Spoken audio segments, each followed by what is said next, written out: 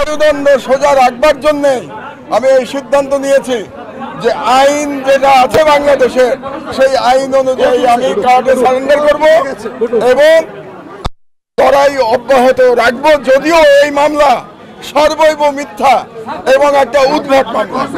আপনাদেরকে ধন্যবাদ। আমার লড়াই অব্যাহত থাকবে।